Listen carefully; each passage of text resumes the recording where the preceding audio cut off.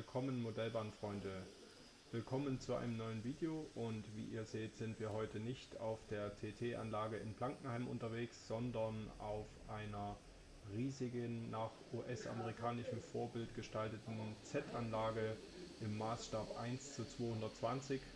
Wir verkleinern uns eben mal schnell und zwar habe ich diese Anlage im letzten Jahr besucht im Zuge von Recherchearbeiten für den Eisenbahnamateur. Hier wird es einen Bericht über diese Anlage geben und ich habe das Ganze Okay. etwas mit der Kamera begleiten dürfen. Ja, und wie ihr bereits erkennen könnt, ist diese Anlage einfach gewaltig für eine Z-Anlage. Sie hat in ihrer längsten Ausdehnung im Mittelteil eine Länge von 10,4 Metern, das muss man sich mal vorstellen. Die Anlage setzt sich im Grunde, um sich das bildlich besser vorstellen zu können, setzt sie sich aus einem U-Teil und einem L-Teil zusammen. Die Länge des L-Teils oder der längere Teil sind die 10,4 Meter. An der Flanke hat dieses L-Teil dann immer noch eine Ausdehnung von 6,7 Meter und auf dem U-Teil, den wir hier gerade durchfahren, eine Flanke von 4,45 Metern und das zweite Stück ist auch nochmal 5,20 Meter, also genau die Hälfte vom längsten Ausdehnungsteil. Ja, das sind Abmessungen, die hätte ich auch gerne auf meiner TT-Anlage und die haben mich imponiert.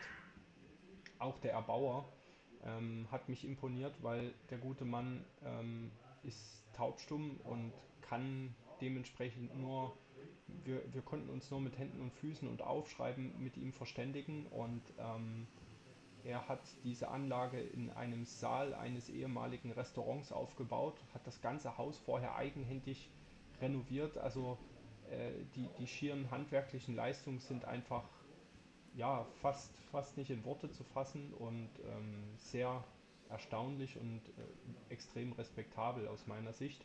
Und diese Anlage, auch wenn sie vielleicht nicht in der Detailtiefe jedem wahnsinnig gefällt, aber sie war es mir wert aufzunehmen, da mehr als 80% Eigenbau bei der Anlage sind und das hat mir wahnsinnig viel Respekt abgerungen und die Anlage hat viele tolle Details.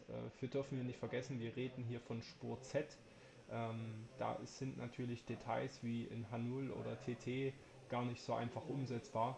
Von daher einfach großen Respekt zum Erbauer und jetzt noch ein paar weitere Bilder zum Genießen ohne meine Stimme.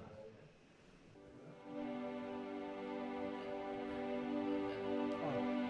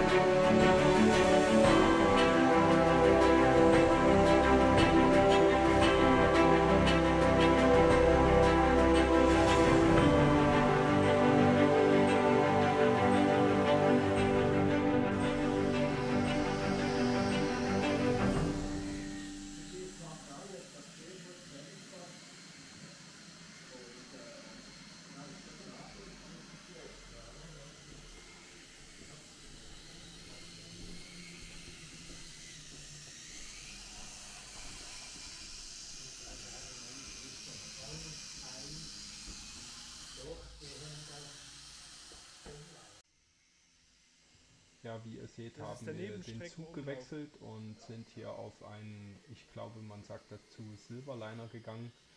Ähm, Wie ihr seht, die Anlage Ja, ist ja nun noch nicht Hauptstrecke, komplett fertig Nebenstrecke. und es wird stetig und ständig gebaut. Und ich habe mir nur für euch, oder besser gesagt für das Video, was ich mit meiner Gimbal-Kamera machen wollte, gewünscht, dass wir auch etwas Zugbetrieb bekommen. Darauf war der Besitzer nicht ganz so vorbereitet. Das heißt, das ein oder andere Mal gab es etwas stromlose Abschnitte, einfach auch aufgrund von Staub und Schmutz.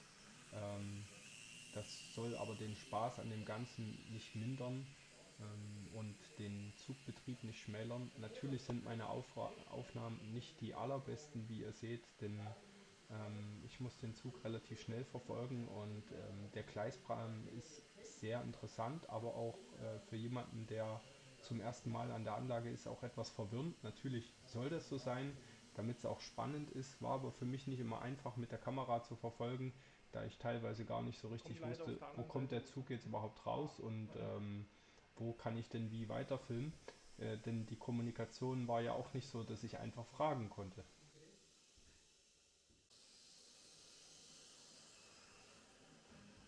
Das wirkt unheimlich gut. Das wirkt. Ich sehe das das erste Mal so. Das letzte Mal bist du nicht da. Oh, das ist schon. Das wirkt. Ja, wir bewegen uns jetzt mit dem Silverliner auf die lange Gerade, auf den Mittelteil der Anlage, den 10 Meter Anlagenteil zu. Hier sehen wir einen Schattenbahnhof. Oben drüber ist normalerweise Wasser, denn dort ist ein Hafenbecken angedacht. Das existiert auch schon. Und darunter gibt es einen Schattenbahnhof, auch fantastisch. Der Zug schlängelt sich jetzt hier über einen Ringlokschuppen, den man auch von der äußeren Seite, von der ich filme, beobachten kann, indem man durch den Fels ins Gebäude reinschauen kann. Auch eine ganz tolle Idee und wir bewegen uns hier auf der Geraden in das L-Teil der Anlage, also mit der Flankenlänge von 6,7 Metern. Hier gibt es auch diverse Schächte, wie ihr unten seht, wo es nochmal Schatten Bahnhöfe und Abstellmöglichkeiten unter der Anlage gibt. Ihr seht, einiges ist noch Unfertiges. Ähm, Die Anlage ist seit 2013 so in der Erbauung, aber die schiere Fläche dieser Anlage ist einfach so erschlagend für eine Person, die das Ganze baut, ja, dass man gerade am Grundstock und diesen wunderschönen Tälern mit Originalsteinen und so weiter halt auch einfach ewig baut, um hier ja dementsprechend das auch umzusetzen. Wie ihr seht, hat der Silverliner mit seiner Doppellok ganz schön zu tun und obwohl die Lok unter Volllast läuft, bleibt sie an einigen Stellen aufgrund der engen Passagen und den vielen Wagen doch immer mal wieder hängen. Man darf auch nicht vergessen, diese Märklin Lok hat glaube ich knapp 30 oder 40 Jahre auf dem Buckel, dementsprechend laut ist sie auch einfach. Aber trotzdem gibt der Zug ein tolles Bild hier drin ab. Jetzt geht es in einer Kehrschleife um, wenn, kein, wenn Strom da ist, geht es in einer Kehrschleife um dieses Schloss herum. Ich versuche mal anzuschieben und so richtig funktioniert es nicht. Deswegen meine Kameraposition auch etwas ungünstig. Und weiter geht das Ganze. Übrigens wird die Anlage analog per Funk gesteuert. Hat mich auch sehr überrascht. Okay, war jetzt nicht komplett neu, aber ist auch nach amerikanischem Vorbild. Gibt es dort schon seit 30, 40 Jahren.